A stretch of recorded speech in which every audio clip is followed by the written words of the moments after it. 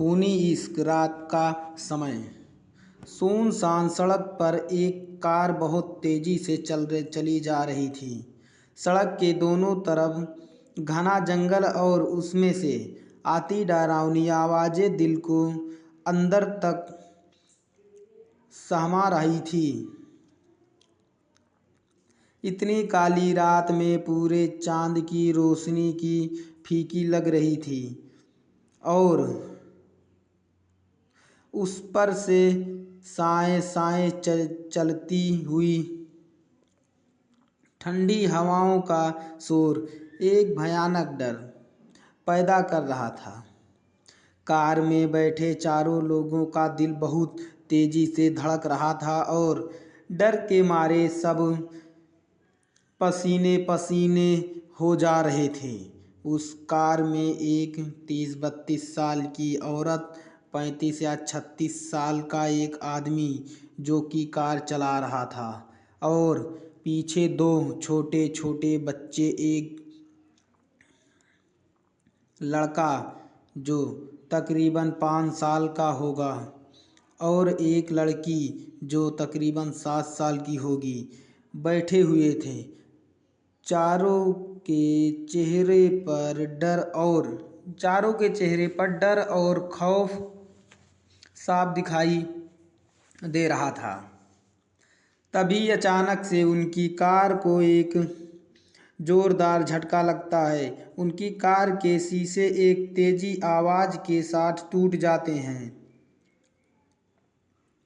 और कार पूरी तरह से पलटकर घिसटती हुई कुछ दूर चली जाती हुई रोड पर खून ही खून था। आगे बैठे हुए आदमी और औरत के कोई हरकत नहीं हो रही थी। उनके पूरे शरीर में कांच घुसे गया था और खून बूंद बूंद करके टपक रहा था। जो छोटा लड़का भी बेहोश हो चुका था, उसके भी सिर से खून बह रहा था, लेकिन वो छोटी लड़की और भी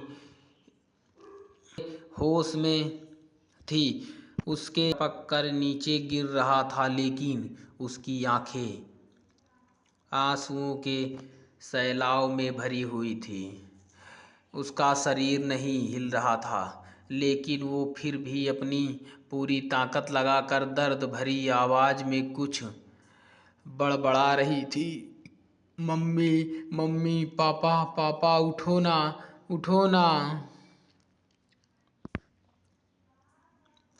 ना वो बोलने की कोशिश कर रही थी, लेकिन अब उसकी आवाज भी उसका साथ नहीं दे रही थी।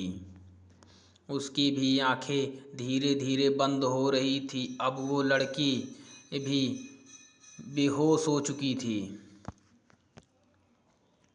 तभी वहां पर अचानक से उड़ते हुए कुछ जीव वहां आते हैं, जो देखने में बहुत ही भयानक थे। लंबे नाखून, 2 लंबे दांत और बड़े बड़े काले भयानक पंख। उन्होंने कार के अंदर बैठे हुए आदमी और औरत के खींचकर बाहर निकाला और उन्हें देखते ही अपनी जीभ पर ओंठ फिराने लगे। उनमें से एक अपनी कर्कश आवाज में कहा, आज तो अच्छा शिकार था, लगा है इतने दिनों में की तालाब लगी थी और आज वो पूरी होगी। उन सभी ने उसी आदमी और औरत को घेर लिया। उनके जिस्म पर अपने लंबे दांत लगा दिए